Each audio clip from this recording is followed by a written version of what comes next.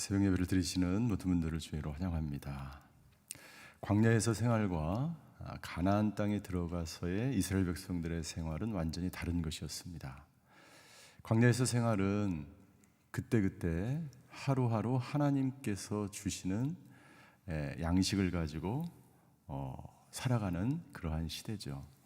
계속 이동을 해야 됩니다. 주위에 먹을 것은 없고 도와주는 것은 오직 하늘로부터 오는 하나님의 공급하심 외에는 아무것도 찾아볼 수가 없는 거죠. 그래서 이 광야의 시대는 하나님께서 공급하는 것으로 먹고 살기 때문에 하나님을 절대적으로 의존할 수밖에 없는 그러한 시대인 것이죠. 근데 가나안 땅에 들어가서는 전혀 다른 그러한 세상이 그들에게 다가옵니다. 그들은 이제 더 이상 돌아다니는 것이 아니라 정착 생활을 통해서, 이 농경 생활을 통해서 그들은 스스로 자급자족할 수 있는 그런 시대가 되었습니다. 열심히 일을 하면 스스로 먹고 살 수 있는 그러한 장소. 그래서 인간 스스로 노력을 해서 땅을 경작해서 스스로 번성과 번영을 누릴 수 있는 시대가 되었습니다. 광야에서 신앙생활을 하는 것과 가나안 땅에서 신앙생활을 하는 것, 어느 것이 더 쉬울까요? 아마 생활하기는 가나안 땅에서 살아가는 것이 더 편할 거예요. 광야보다 정착생활, 가나안 땅이 더, 젖과 꿀이 흐르는 땅이 더 쉽고 편하겠죠. 믿음 생활하는 것은 어느 것이 더 좋을까요? 여러분들에게 어디서 살려고 물어보면 어디서 사시겠습니까? 광야에서 사시겠습니까? 가나안 땅에 사시겠습니까? 계속해서 그때그때 고난을 뚫고 살아야 한, 아무것도 보이지 않는 척박한 그 땅에서 사시겠습니까? 아니면 모든 것이 풍요로운 젖과 꿀이 흐르는 땅에서 살고 싶으십니까? 여러분들, 우리가 믿음 생활하는 데 있어서 더 큰 시험과 유혹은 우리가 풍족할 때, 잘 산다고 생각했을 때, 그때 우리는 쉽게 넘어지게 되는 거죠. 가나안 땅에서의 믿음 생활이 아마도 더 어렵고 힘들었을 거예요. 수많은 유혹이 그 가나안 땅에서 이스라엘 백성들에게 찾아옵니다. 그래서 모세는 가나안 땅에 들어가서 너희가 어떻게 살아야 되는지 하나님의 말씀 십계명을 자세하게 풀어서 이스라엘 백성들에게 알려주는 거예요. 이 신명기는 마치 이 도시 한복판에서의 내비게이션과 같은, 목적지를 향해서 찾아간, 내비게이션이 없으면 절대로 찾아갈 수 없는 그러한 말씀을 풀어서 이스라엘 백성들에게 보여주는 거죠. 들려주는 거죠. 그래서 이스라엘 백성들은 가나안 땅에 들어가서 내가 그 어떤 다른 신을 섬기지 않고 하나님만을 섬기겠다고 하는 그 다짐, 그 약속을 어떻게 표현하냐면 예배를 통해서 표현하는 거예요. 다른 신이 아닌 오직 하나님만을 예배한, 그 말씀에만 순종하며 살아가는 하나님의 백성이 되겠다라고 하는 다짐. 그것이 예배를 통해서, 제사를 통해서 나타나는 거지.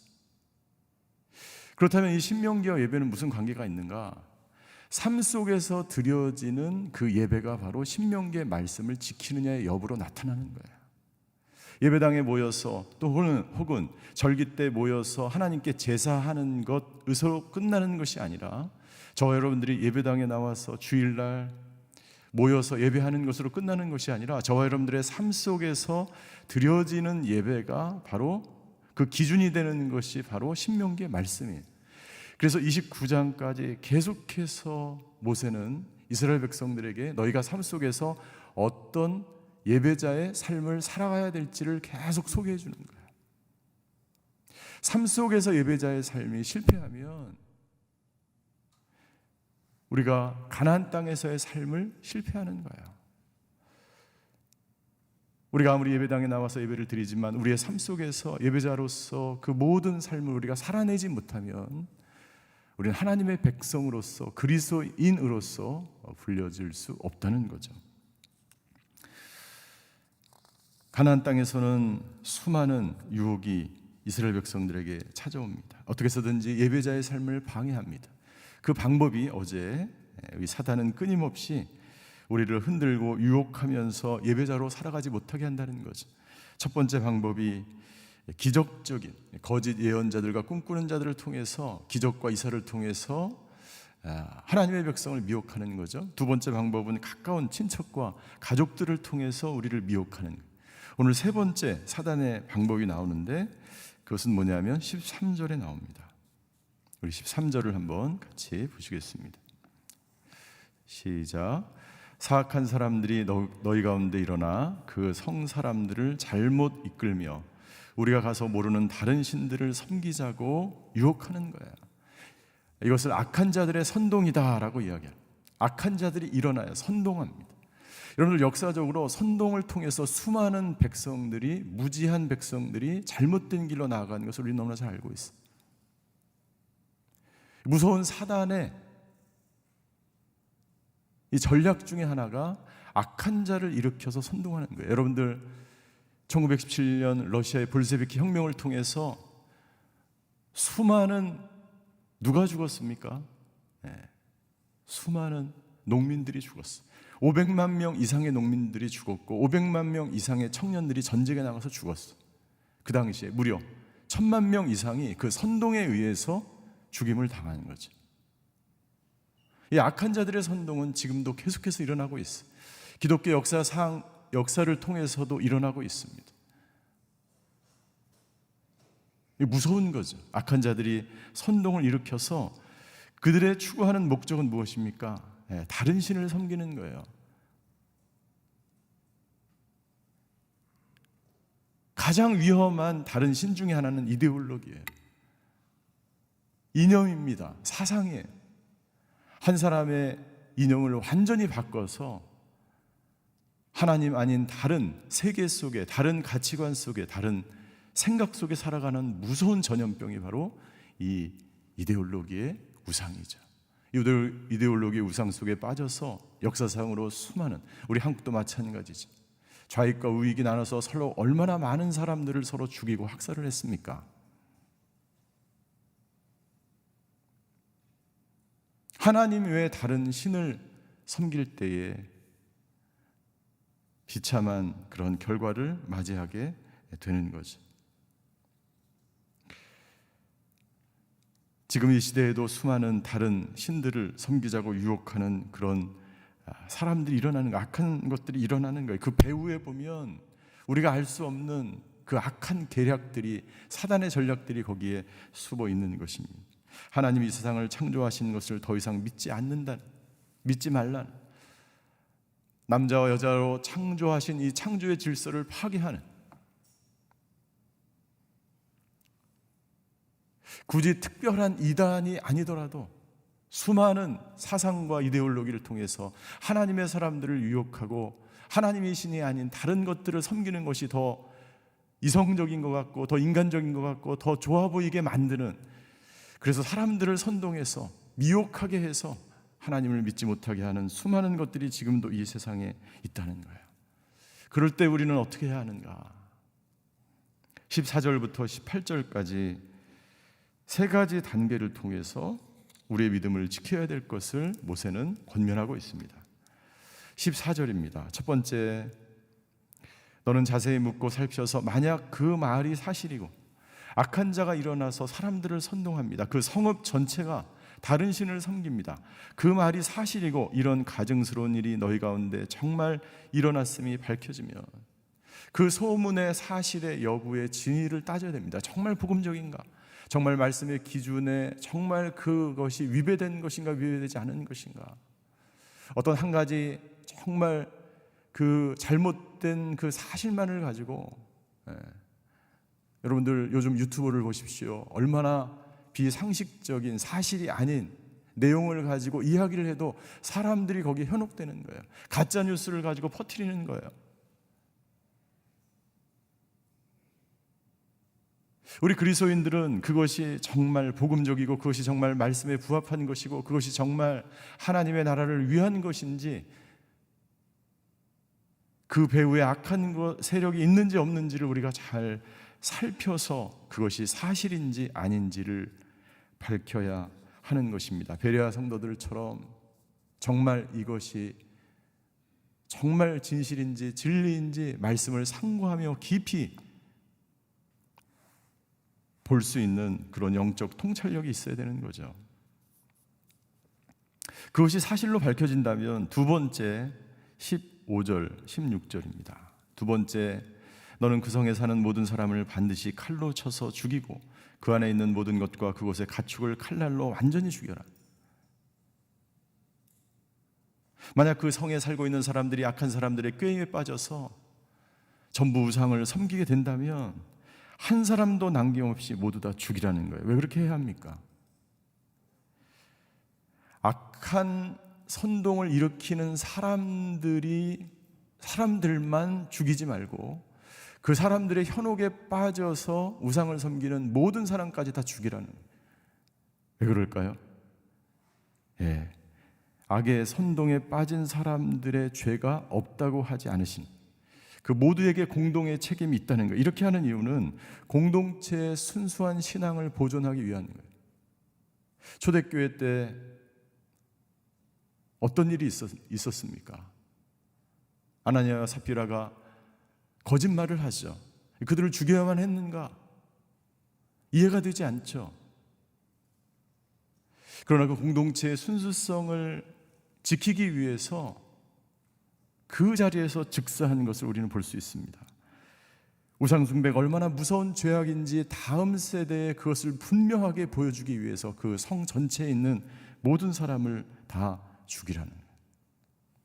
예수님도 다음과 같은 비유로 말씀하셨어요. 마태복음 5장 29절과 30절의 말씀이에요. 같이 한번 읽겠습니다. 시작.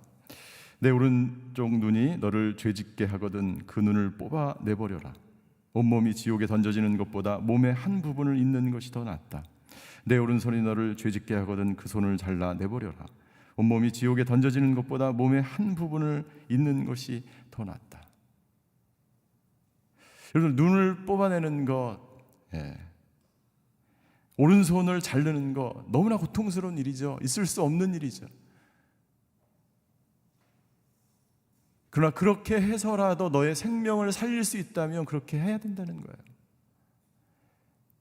제가 아는 어떤 분 중에 당뇨병이 있으셔서 발가락을 자르시는 분을 봤어요. 왜? 잘라내지 않으면 몸이 다 썩어가기 때문이에요. 하나님께서 말씀하신 그 말씀대로 우리가 이 땅의 삶 속에서 살아가지 않으면 쉽게 우리는 유혹에 빠지게 되고 그 유혹에 빠져서 나도 모르게 언젠가 내 발을 잘라야 되는 거예요. 그 성에 있는 모든 사람을 다 죽여야만 하는 이유가 거기 있는 거죠. 세 번째 16절입니다. 16절.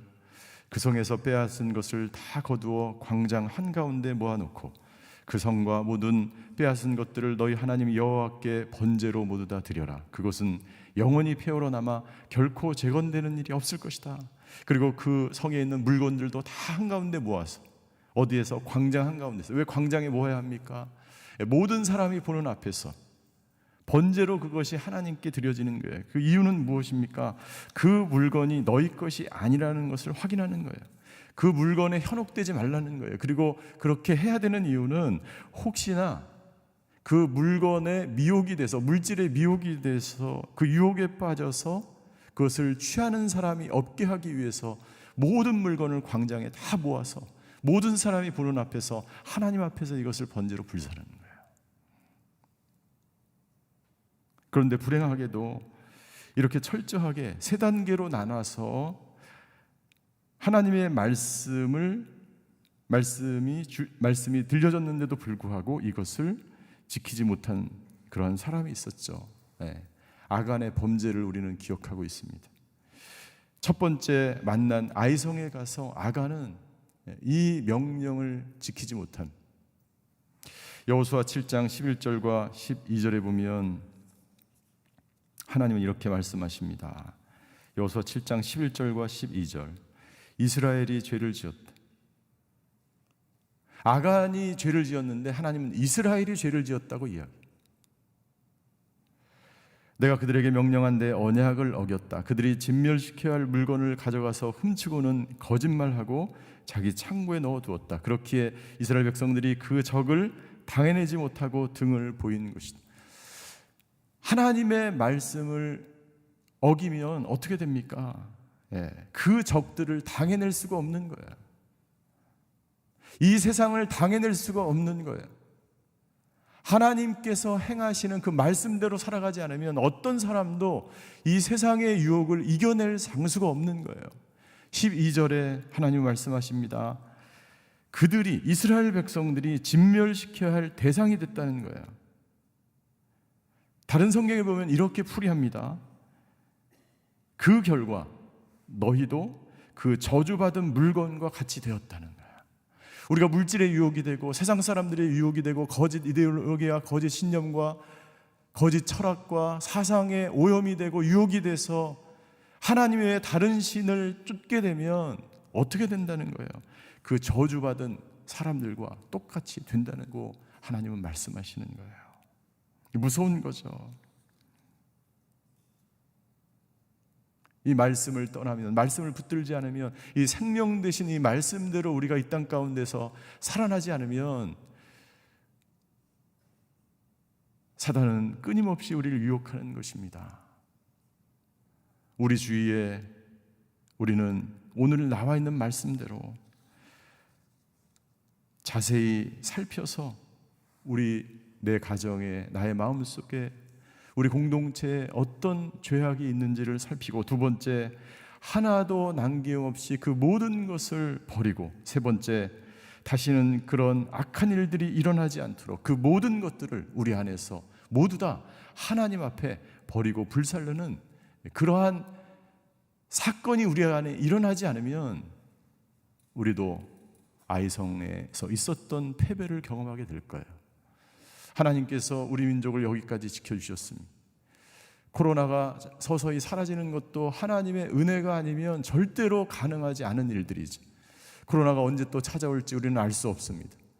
우리가 해야 되는 것, 하나님, 이 코로나의 이 전염병의 무서운 재앙 속에서 오직 이 민족이 다시 한번 회개하고 각자의 삶의 자리에 돌아가서 우리 안에 어떤 죄악이 있는지 다시 한번 돌아보고 회개하며 하나님 앞에 무릎을 꿇고 하나님의 백성으로 십계명의 그 말씀대로 살아가는 것, 살아내는 것, 이것 외에는 여러분 이 땅 가운데서 우리가 가나안 땅과 같은 이 땅 가운데서 하나님의 백성으로 살아갈 수 있는 그 어떤 것도 없는 줄 믿습니다. 오늘도 말씀을 붙들고 생명 가운데 살아가시는 저와 여러분들이 되시기를 주님의 이름으로 축원합니다.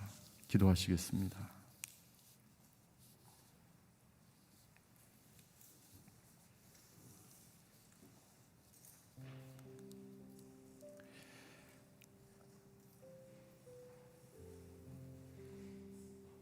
하나님께서 이스라엘 백성들에게 말씀하십니다. 진멸시켜야 할 물건을 너희 가운데 없애지 않으면 내가 더 이상 너희와 함께하지 않을 것이다.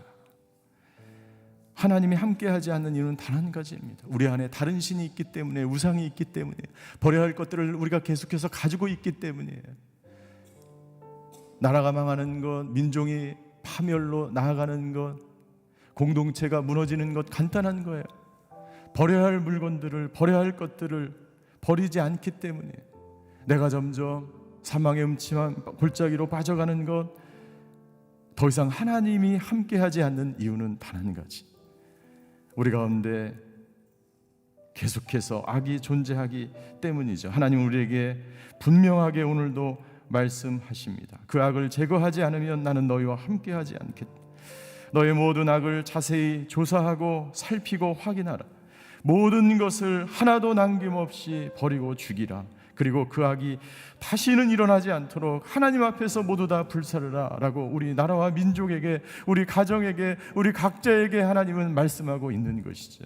아버지 하나님, 이 나라와 민족 주여, 주님께서 여기까지 인도하신 것 감사를 드립니다. 아버지, 이 나라, 이 민족 가운데 남아있는 모든 우상들과 죄악들과 악한 이데올로기와 모든 세상의 욕망과 모든 분열과 다툼이 사라지는 놀라운 역사가 있게 하여 주시옵소서. 아버지, 우리 가정 가운데 아버지 하나님, 우리 그리스도인들, 우리 교회 안에, 우리 안에 있는 모든 악들이 사라지고 오직 하나님만 찬양하며 하나님만을 예배하며 하나님의 말씀에 순종하는 하나님의 사람들 다 될 수 있도록 주여 역사하여 주시옵소서. 우리 기도하며 주님 앞으로 나아가시겠습니다. 사랑의 하나님, 오늘도 우리에게 말씀하셔서 아버지 하나님 주여, 우리가 이 땅 가운데서 어떻게 살아야 되는지, 그 악을 어떻게 철저하게 버려야 되는지를 말씀해 주셔서 감사를 드립니다. 아버지 하나님, 오늘도 주님 앞으로 나아갑니다. 말씀 앞으로 나아갑니다. 주님 앞으로, 보좌 앞으로 나아갑니다. 아버지 하나님, 주님 이 시간 임재하여 주셔서 아버지 하나님, 오늘 이 나라의 민족 가운데 만연되어 있는 모든 우상들과 모든 이데올로기와 모든 거짓된 사상과 가치 체계와 신념과 모든 철학들이 사라지고 무너지고 모두 다 사라져서 아버지, 더 이상 모든 악이 존재하지 않는 오직 하나님만을 예배하는 나라와 민족 될 수 있도록 주여 역사하여 주시옵소서. 아버지 하나님, 우리 가정과 우리 공동체에 남아있는 죄악들 아버지 하나님 주여 모두 다 사라져서 아버지 오직 말씀을 붙들고 아버지 하나님 그 말씀대로 오늘 하루도 살아내는 하루가 될 수 있도록 인도하여 주시옵소서.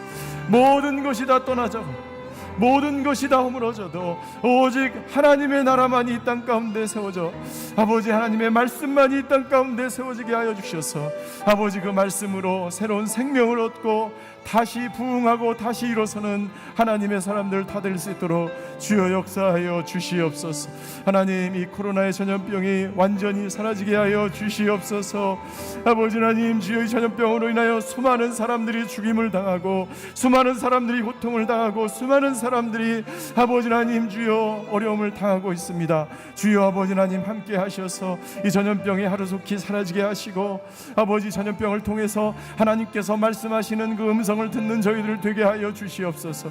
우리의 삶의 자리마다 아버지 하나님 주님께서 역사하시고 다스려 주셔서 어떤 상황과 어떤 아버지 어려운 환경 속에서도 하나님의 말씀을 붙들고 하나님께 영광 돌리며 오늘 하루도 그렇게 묵묵히 나에게 주어진 이 십자가의 길, 믿음의 길, 말씀의 길을 걸어가는 한 사람 한 사람 될 수 있도록 주여 역사하여 주시옵소서. 하나님, 오늘도 말씀으로 우리를 깨우치시고 우리 안에 있는 악이 무엇인지를 깨닫게 해주셔서 감사합니다. 오늘 하루도 말씀을 붙들고 주님과 함께 주님만을 의지하며 내가 광야에 있든지 가나안에 있든지 나의 상황과 나의 형편이 어떠하든지 오직 생명의 말씀, 생명 되신 주님과 함께 동행하며 살아가는 저희들 되게 하여 주시옵소서. 코로나의 전염병이 찾아들고 있지만 전 세계적으로 아버지 수많은 사람들이 죽임을 당하고 어려움을 겪고 있습니다. 아버지, 특별히 비전교회, 우리 위주 비전교회와 일본 비전교회 아버지 주님께서 함께 하시사 주님 붙들어 주시고 함께 하시고 하루속히 전염병이 사라지게 하셔서 다시 정상적으로 일상적인 예배와 하나님께 나아가는 것이 방해되지 않도록 주님 역사하여 주시고 이 전염병이 하루속히 사라지게 하여 주시고 일로 인하여 어려움을 당하는 모든 성도들을 위로하여 주시고 그 가정을 주여 축복하여 주시옵소서. 지금은 우리 주 예수 그리스도의 은혜와 하나님의 극진하신 사랑과 성령님의 감화 교통하심의 역사가 오늘도 우리 안에 있는 모든 악을 제거하고 오직 하나님만 붙들며 말씀 가운데 살아가기로 결단하는 오늘 예배드리시는 모든 성도분들 머리 위에, 그의 가정과 자녀와 일터 위에, 병상에서 예배드리는 환우들과 전세계 흩어져서 복음을 증거하시는 선교사님들과 그 사역 위에 이제로부터 영원히 함께 계시기를 간절히 축원하옵나이다. 아멘.